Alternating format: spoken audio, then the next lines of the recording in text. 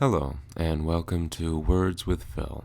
Today I'm going to be reciting a post on the phenomena of social justice warriors.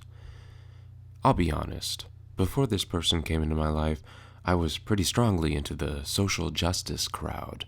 Looking back, that whole thing operates a lot like a cult. It lures in vulnerable people, especially young people who are going through puberty and trying to figure out their sexuality, people who might be dealing with disability or mental illness, or whose family is breaking up. It sucks them in by spoon-feeding the idea that they are special and worthy. It guilts them if they don't treat everybody else as special and worthy too. It starts forcing you to see everybody as being in a hierarchy. Then it gets you to alienate yourself from your friends.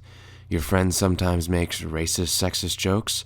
Cut her out of your life. Got any conservative friends? Cut them out of your life. Got any friends who are white, straight men? Cut them out of your life. They are the oppressors. Constantly berate people if they slip up, because everybody else must be held to the same standards that you are, and no other ways of thinking are right.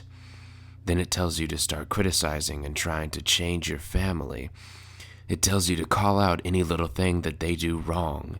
It warps your perception until you are a victim and constantly on the defense.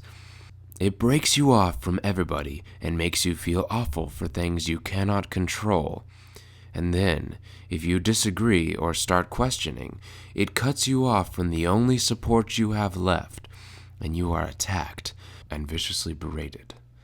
Maybe if you grovel enough, they'll let you be redeemed and come back. But you will never be allowed to forget the one mistake you made. Eventually, I found anti-SJ blogs, where people were actively critiquing these concepts in the SJ culture. Originally, I felt nothing but hatred for them. But then the words started to sink in. I started questioning whether this really was right. I saw how so many people leading the crowd were hugely hypocritical.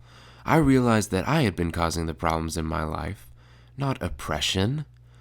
I apologized to my family for how I'd been acting, and I'm lucky that they were still supportive of me.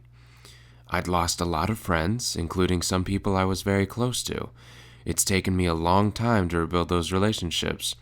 It was a very bad period of my life, and one that took a lot of effort to drag myself away from. The social justice Tumblr crowd is completely toxic, and I feel very sorry for everybody who's sucked into it. It is nothing but hatred and guilt, and I have no respect for the people who perpetrate it. This is basically the cycle of abuse, but it's being reinforced collectively.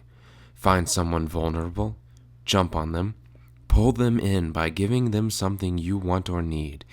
Use this as leverage to assert further control. Then once you've assumed total control, or possibly even direct control, they will begin to withhold what they originally offered you until you obey.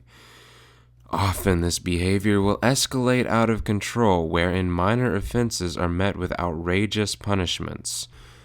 I want you all to learn how to recognize this pattern, because there are plenty of people who will attempt to use it on you, possibly without thinking.